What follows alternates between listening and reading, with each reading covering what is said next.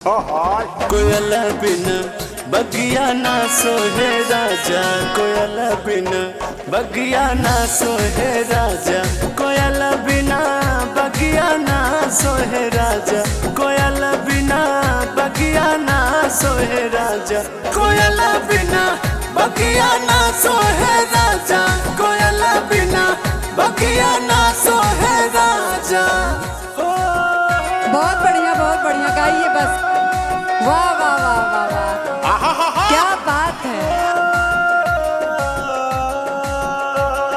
थोड़ा मेरे ऊपर ध्यान देके।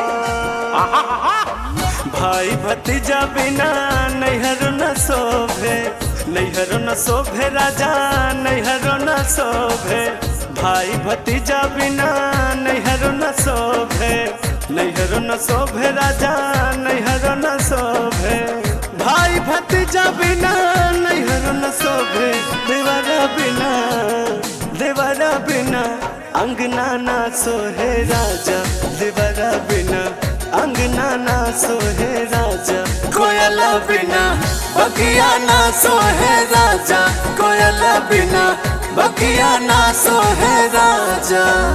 सपना जी, हाँ मैं सोच रहा हूँ कि ये गाना बजाना तो होता रहेगा जी, लेकिन हम सोचते हैं हम दोनों कहीं दूर चले जाएं, लेकिन आपके साथ हम कहाँ जाएंगे ये बताइए।